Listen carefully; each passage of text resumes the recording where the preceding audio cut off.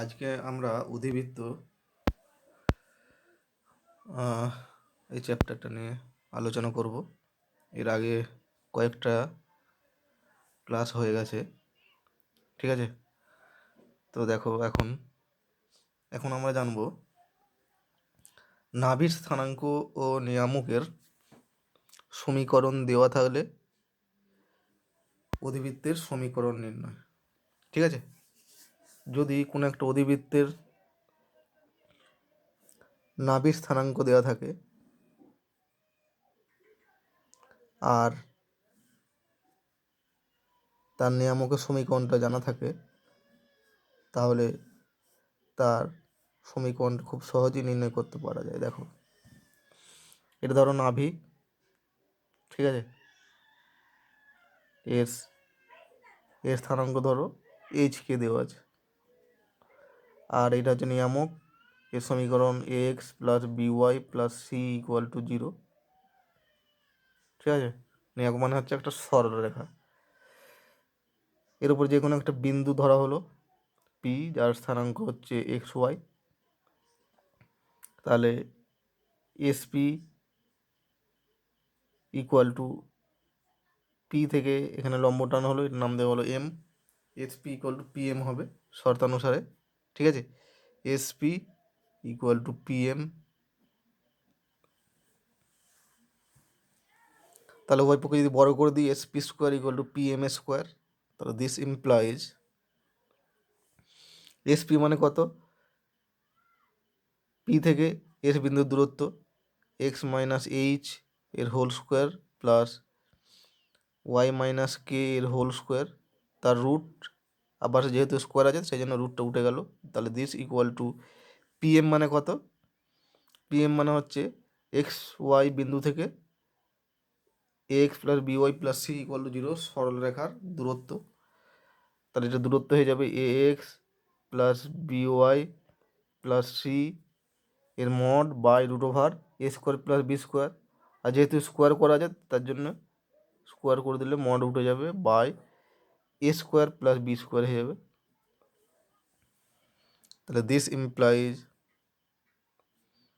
এ square plus B square into x minus H এর whole square plus Y minus K এর whole square equal to A X plus by plus C এর whole square, ঠিক আছে? তাহলে এবার এখানে কিছুটা সিম্পলিফিকেশন যদি করে নিই, মানে স্কোয়ার টার্মগুলো যদি ভেঙে নিই, তাহলে অধিবৃত্তের সমীকরণটা পেয়ে যাব। তাহলে ইহাই হলো অধিবৃত্তটির সমীকরণ, ঠিক আছে? তাহলে কোনো অধিবৃত্তের নাভি যদি দেওয়া থাকে আর নিয়ামক যদি দেওয়া থাকে, তাহলে খুব সহজেই তার সমীকরণ নির্ণয় করা যায়, ঠিক আছে? এখন দেখো, এরপরে আসছি আমরা x equal to a Y square plus by plus C, ঠিক আছে? এই সমীকরণটা একটি অধিবৃত্তের সমীকরণকে প্রকাশ করে, যার অক্ষ এক্স অক্ষের সমান্তরাল, ঠিক আছে? X equal to a Y square plus B Y plus C equal to 0, এটা একটা অধিবৃত্তের সমীকরণ হবে যার অক্ষটা হচ্ছে এক্স অক্ষের সমান্তরাল। তাহলে এক্স অক্ষের সমান্তরাল বললে এক্স ইকুয়াল টু লিখব একটা দ্বিঘাত সমীকরণ ওয়াইয়ের A Y square plus B Y plus C, ঠিক আছে? এখানে যে এক্স অক্ষের সমান্তরাল, অধিবৃত্তটার অক্ষটা হচ্ছে এক্স অক্ষের সমান্তরাল, ঠিক আছে? সে ধনাত্মক এক্স অক্ষের সমান্তরাল হতে পারে অথবা ঋণাত্মক এক্স অক্ষের সমান্তরালও হতে পারে, দুটোই হতে পারে, ঠিক আছে? নির্দিষ্ট করে বলা যাবে না ধনাত্মক না ঋণাত্মক, যে কোনো দিকে হতে পারে। তাহলে দেখো, আমরা কি জানি যে এক্স অক্ষের ধনাত্মক এক্স অক্ষের সমান্তরাল যদি কোনো অধিবৃত্তের অক্ষ হয় তার সমীকরণ হয় ওয়াই মাইনাস বিটা এর whole square equal to 4a x minus alpha, এটা হয় অধিবৃত্তের অক্ষটা ধনাত্মক এক্স অক্ষের সমান্তরাল হলে। আর ঋণাত্মক এক্স অক্ষের সমান্তরাল হলে মাইনাস আগে বসে যায়, তাহলে দুটো একসঙ্গে প্রকাশ করবে যদি plus minus 4a into x minus alpha হয়। ঠিক আছে, এটা কিন্তু অধিবৃত্তের অক্ষটা ধনাত্মক আর ঋণাত্মক উভয় দিকে হলেই প্লাস মাইনাস হবে। ঠিক আছে, দুটোকে একসঙ্গে আমি লিখে দিয়েছি।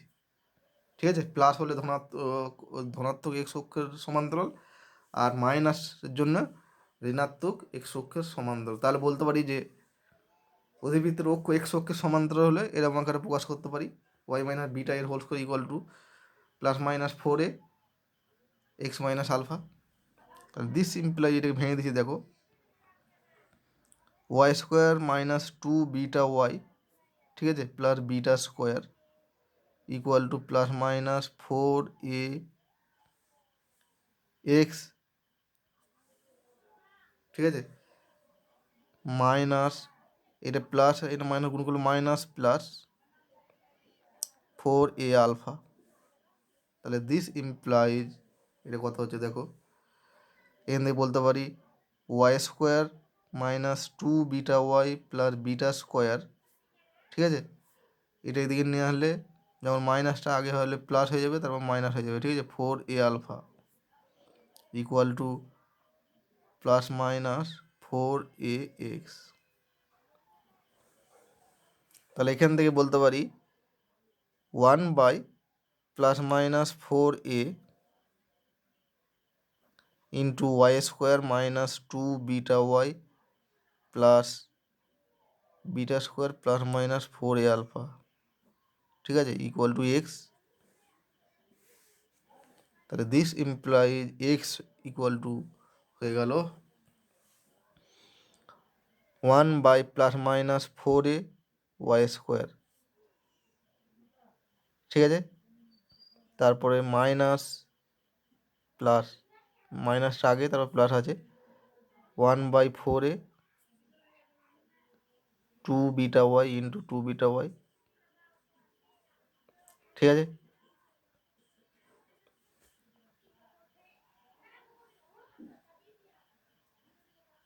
প্লাস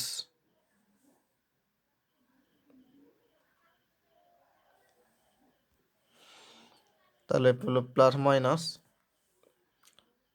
1 বাই 4a ইন্টু এই ধ্রুবক পদটা আলাদা করে নিচ্ছি beta square plus minus 4a alpha, এরকম আকার প্রকাশ হয়ে গেলো দেখো। তাহলে দিস ইমপ্লাইজ হয়ে গেলো দেখো এক্স, এই যে ওয়াই স্কোয়ারের যে সহগটা এটাকে হচ্ছে ক্যাপিটাল এ ধরছি, তাহলে এ ওয়াই স্কোয়ার, ঠিক আছে, তারপরে ওয়াইয়ের সঙ্গে যে সহগটা আছে সেটাকে ক্যাপিটাল বি ধরছি বি ওয়াই, তাহলে টোটাল ধ্রুবক পদটাকে আমি সি ধরছি, ঠিক আছে। তাহলে দেখো এই আকারে প্রকাশ হয়ে গেল। তাহলে এক্স অক্ষের সমান্তরাল হলে আর অধিবৃত্তের সমীকরণকে x equal to a Y square plus B Y plus C equal to 0 হয়ে গেলো। এখানে আমি ক্যাপিটাল লিখেছি, স্মল লিখলেও কোনো ক্ষতি নেই, ঠিক আছে। তাহলে একই রকমভাবে দেখো ওয়াই অক্ষের, এটা বলতে পারি তাহলে ওয়াই অক্ষের সমান্তরাল যদি কোনো অধিবৃত্তের অক্ষ হয় তার সমীকরণকে কেমন আকারে লিখতে পারবো, তাহলে ওয়াই ইকুয়াল লিখতে পারবো এ ওইগুলো x square plus b x plus c, এটা তাহলে হয়ে যাবে কি একটি অধিবৃত্তের সমীকরণকে প্রকাশ করে যার অক্ষ ওয়াই অক্ষের সমান্তরাল, সে ধনাত্মক এক্স অক্ষের সমান্তরাল হতে পারে, ঠিক আছে, আবার ঋণাত্মক ওয়াই অক্ষের সমান্তরালও হতে পারে, ঠিক আছে। তাহলে এই দুটো সূত্র জানা হলো। এরপর আমরা জেনে নিই কি Y square equal to 4ax, এই অধিবৃত্তের, ঠিক আছে, এটা একটা অধিবৃত্ত, অধিবৃত্তের প্যারামেট্রিক স্থানাঙ্ক এবং প্যারামেট্রিক সমীকরণ। এই অধিবৃত্তের প্যারামেট্রিক স্থানাঙ্ক মানে যে কোনো বিন্দুকে এরকম আকারে ধরা যায় টি স্কোয়ার 2at, এটা হচ্ছে প্যারামেট্রিক স্থানাঙ্ক, ঠিক আছে, টি স্কোয়ার 2at। আর প্যারামেট্রিক সমীকরণ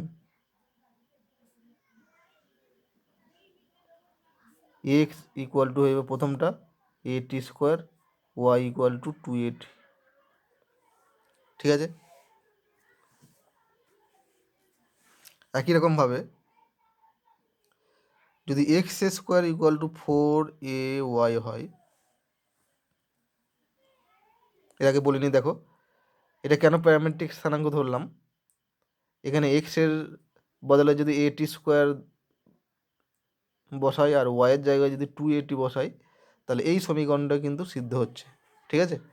এক্সের জায়গায় টি স্কোয়ার বসাও আর ওয়াইয়ের জায়গায় 2at বসাই, তাহলে 2at যদি ওয়াইয়ের জায়গায় বসাই তাহলে এটা কত হয়ে যাবে 4a স্কোয়ার টি স্কোয়ার, বাম পক্ষ হচ্ছে 4a স্কোয়ার টি স্কোয়ার আর ডান পক্ষ 4a ইন্টু at স্কোয়ার, তার মানে এটাও হচ্ছে 4a স্কোয়ার টি স্কোয়ার।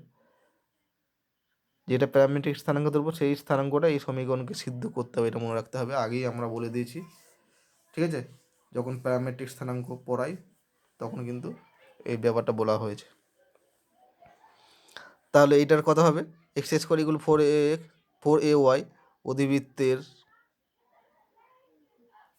প্যারামেট্রিক স্থানাঙ্ক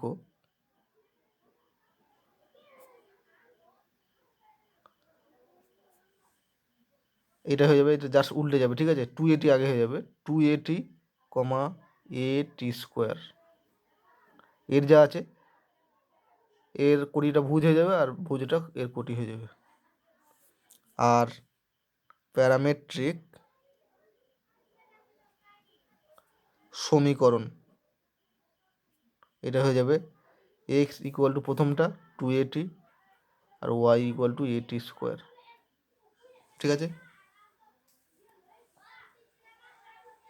এরপর আসছি কোনো একটা বিন্দু যদি দেওয়া থাকে, সেই বিন্দুটা একটা বৃত্তের ভেতরে থাকবে, বাইরে থাকবে, না উপরে থাকবে, সেটা কি করে জানবো, ঠিক আছে। তাহলে হেডিংটা হবে y square equal to 4ax অধিবৃত্তের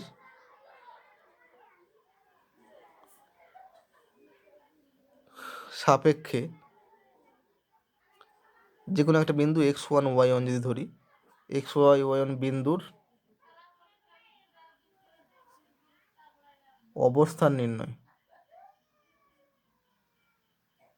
ঠিক আছে, মানে কোথায় থাকবে, ভেতরে, বাইরে, না উপরে থাকবে। এটা ঠিক বৃত্ত চ্যাপ্টার পড়েছিলাম, ঠিক যেভাবে করেছিলাম সেভাবেই করতে হবে, ঠিক আছে। প্রথমত কি করতে হবে দেখো, তাহলে বৃত্তের ভেতরে হবে এই পয়েন্টটা, বৃত্তের ভেতরে হবে, বৃত্তের ভেতরে যদি এই শর্তটা সিদ্ধ করে, ঠিক আছে। প্রথমত এর ডান দিকটা জিরো করতে হবে, বৃত্তের ক্ষেত্রে করেছিলাম দেখবে ওয়াই স্কোয়ার ইকুয়াল 4ax আছে, এখানে যাই থাকুক না কেন টোটাল রাশিটাকে বাঁ দিকে নিয়ে আসবো, ঠিক আছে। তার মানে Y square minus 4ax equal 0, তারপর কি করব, ওই বাঁ দিকের রাশিটাই এই পয়েন্টটা বসাবো, তাহলে এই পয়েন্টটা বসালে কি হবে, তাহলে দুটো কাজ করছি, প্রথমত ডান দিকটা জিরো করছি মানে টোটাল রাশিগুলো মা দিকে নিয়ে আসছি, তারপর এই পয়েন্টটা বসাচ্ছি, ঠিক আছে। তার মানে এইটা বসালে হবে তোমার সমস্ত রাশিটাকে বাঁ দিকে এনে ডান দিকটা জিরো করার পর এই পয়েন্টটা যদি বসাই তাহলে y1 স্কোয়ার মাইনাস 4ax1 এই রাশিটা পাবো, ঠিক আছে। তাহলে এইটা যদি লেস দ্যান 0 হয় তাহলে ভেতরে থাকবে, বৃত্তের বাইরে থাকবে কখন, যদি এই রাশিটা গ্রেটার দ্যান 0 হয়, তো মানে y1 স্কোয়ার মাইনাস 4ax1টা গ্রেটার দ্যান 0 হয়, আর বৃত্তের ওপরে